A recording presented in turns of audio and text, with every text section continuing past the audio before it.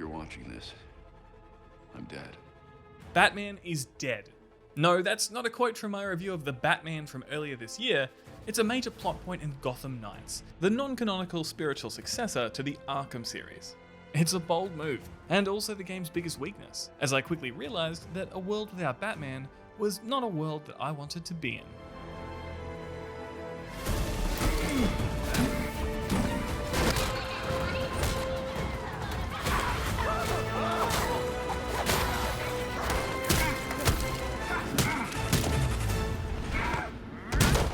After witnessing the Caped Crusaders' explosive final sacrifice, we're introduced to a Gotham in flux.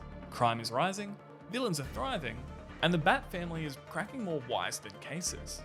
You take on the roles of Batgirl, Nightwing, Robin, and Red Hood as you steadily explore Gotham, attempting to solve Batman's cold case involving the elusive Court of Owls. For those unfamiliar, the Court is a secret society that has pulled Gotham's strings for centuries, and is arguably one of Batman's best stories of the past decade. A handful of classic Batman villains are also peppered throughout the story, to varying effects. However, the greater focus is on the Batfan and their dynamic. Sadly, sharing the story between 4 colour-coded sidekicks deprives Gotham Knights of any emotional anchor, as the constant sitcom-esque repartee in every cutscene undermines most interpersonal drama. There's also the notably inconsistent tone. You'll frequently find yourself jumping from grisly crime scenes and mysterious underground lairs to silly emails and livin' la vida loca.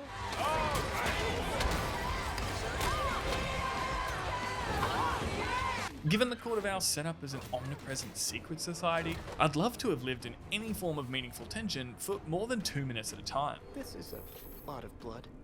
More than most people can spare.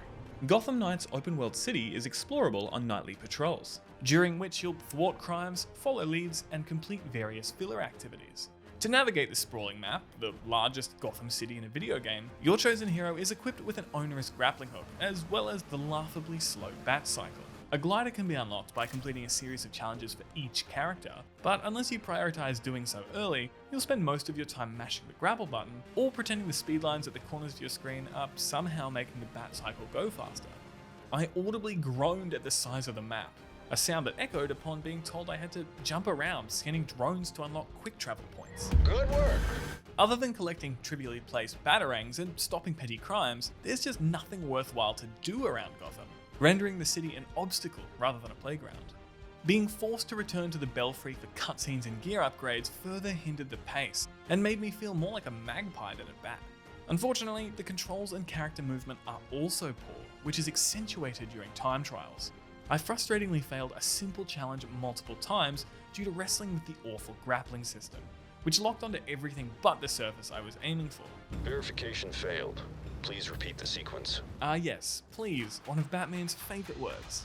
Fans of the Arkham series' heavy, intimate brawls will be disappointed to engage in Gotham's floaty, detached combat. The co-op focus means enemies often keep their distance, with multiple wielding ranged weapons that constantly hinder combos. I also found fights went on for far too long, with the momentum skill tree abilities doing little to up the pace. More crowd control abilities would have been greatly appreciated. Arkham's free flow combo scoring is also absent, instead replaced with health bars and damage numbers that reflect the caliber of your character's gear. The introduction of stat-based gear is perhaps one of Gotham Knights' biggest missteps, transforming the astonishing capabilities of a superhero into a spreadsheet. Crafting upgrades requires salvage, of which there are 15 different types available.